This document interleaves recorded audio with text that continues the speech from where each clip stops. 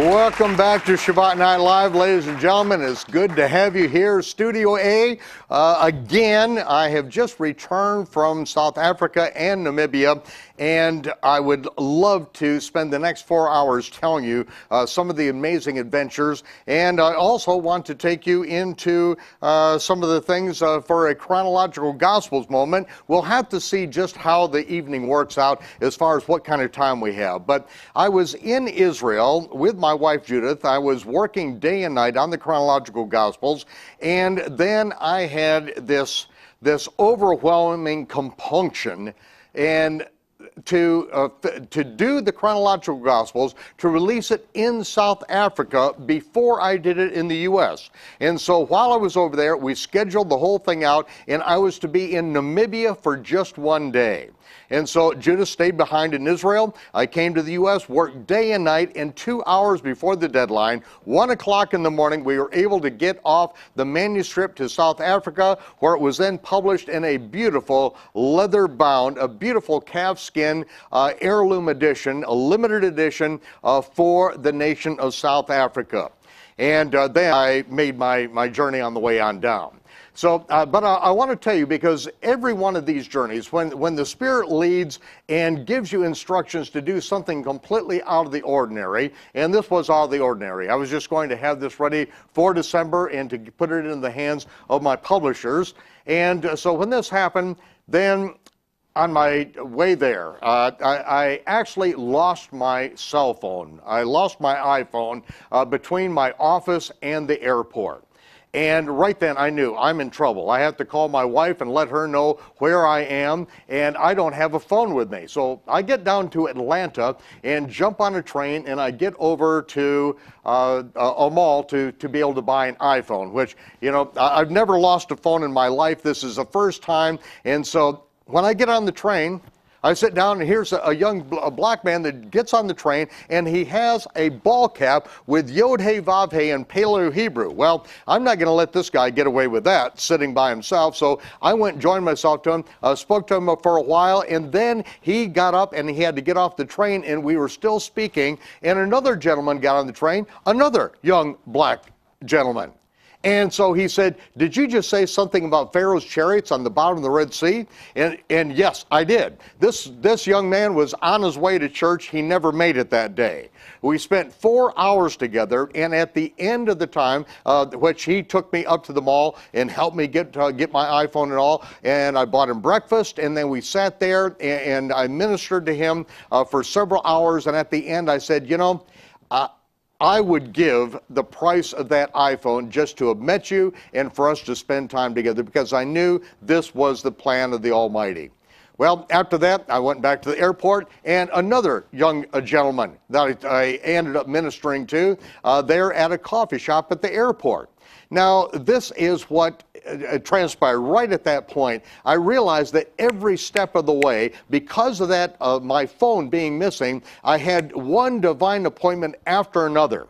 And then it's time to get on the plane.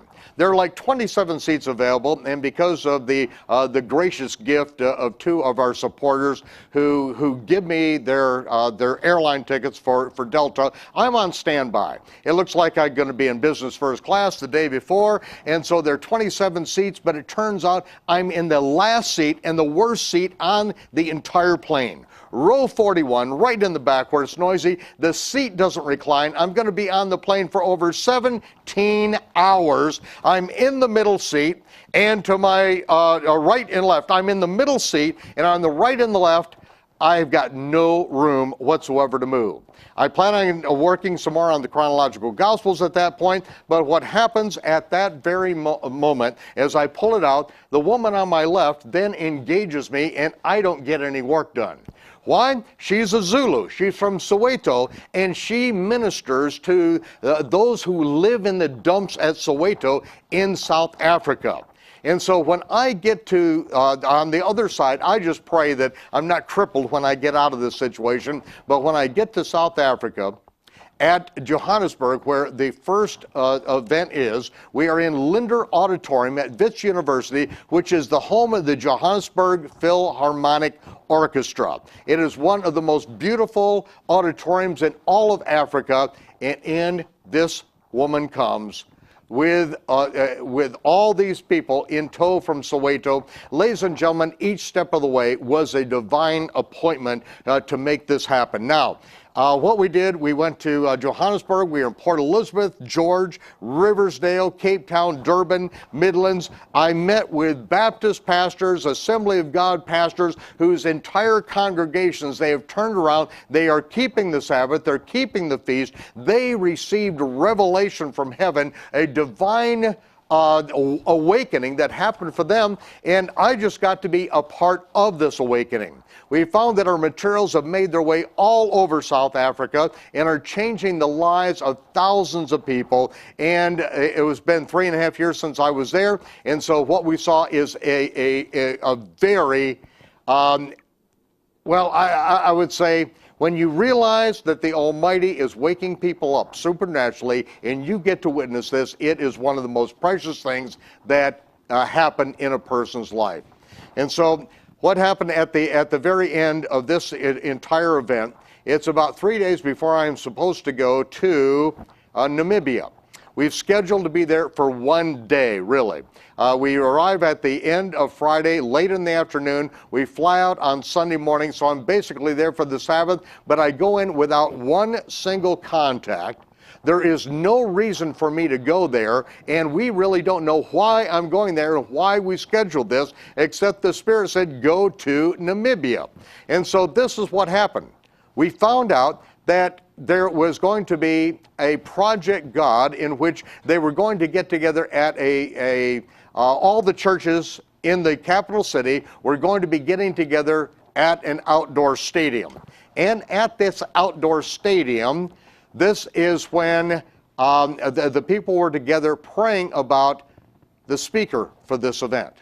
Now, I didn't know this. All I knew is I'm going to be there 1 day, and so I wrote a letter, and I said, I've come from Israel. I know this is where I'm supposed to be on this day. If there's a prophet among you, then you need to then verify that I am supposed to be there. And what happened, at the very time that the organizers were together and praying about a situation, that the keynote speaker became ill, was not able to attend, and they said, who is going to be the keynote speaker for this event? Then someone walked in with this letter right there on the spot. They knew I was to be the keynote speaker, and so we were on. Now, ladies and gentlemen, I just got a call from Keith Johnson this morning.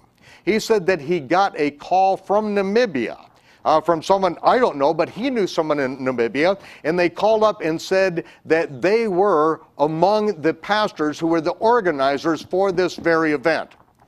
And this very event, what happened is that they went to a grocery shopping, and one of the people that had been there working against them, praying against them, a group of witches who were trying to disrupt this entire thing, then came up to one of the organizers after the event and told him, because the name was spoken and declared at that stadium, that the witches can no longer use that stadium, which is the stadium for the capital of Namibia. Now, Keith Johnson got this phone call, and he called me up on it, and he said, what happened there? Well, I'll tell you what happened there, because when I went to the stadium, when I declared this word at this stadium, then I had everyone in that stadium shout out over and over and over again, there is no God but Yahovah, and Yeshua is the prophet. Over and over and over, we declared there is no God but Yahovah, and Yeshua is the prophet. Over and over and over, they shouted that out, and then shouted out, Yeshua is the prophet. Yeshua is the Messiah. Yeshua is Lord. Over and over and over. And ladies and gentlemen, we brought a message of repentance to the nation of Namibia. We laid it on the line concerning the pagan sun god worship that they have inherited through Constantine and through the religious system that has been spread throughout all the earth. And these people came to a point of repentance and changing their lives. And ladies and gentlemen, even now, the witches are then declaring we can no longer use the stadium. So, you know, I could go on for hours about what transpired there, but we have just a few short minutes with you on Shabbat Night Live to let you know, and I want to thank you for all your prayers, for all your support, for standing with us with this ministry and making this thing happen. And now we are on in over 127 countries in prime time, and it was just this very month that we are the feature program in the November newsletter for the Inspiration Ministries. And we are now, you can check out as far as DirecTV, Dish Network, satellite, your local providers, but with over 127 countries, we are taking the gospel of the kingdom out to the world. This is the gospel that Yeshua preached. This is the gospel that Yeshua said most people would miss the gate that leads to life. That on Judgment Day, he is going to judge those who say they're his followers, but did not do the will of the Father, did not keep his commandments. And he said, those who refuse to listen to him, they are like a man who builds his house on the sand. And ladies and gentlemen, Sandy is coming through. Sandy is coming down. Those who have built their house on the sand, it is going to be destroyed. It is time now that we stand up and we be counted and we do what the Almighty told us to do and what the prophet told us to do, and that is to base our life on the rock, which is the Torah. It is the Messiah who is the prophet of whom Moses spoke, the prophet that we must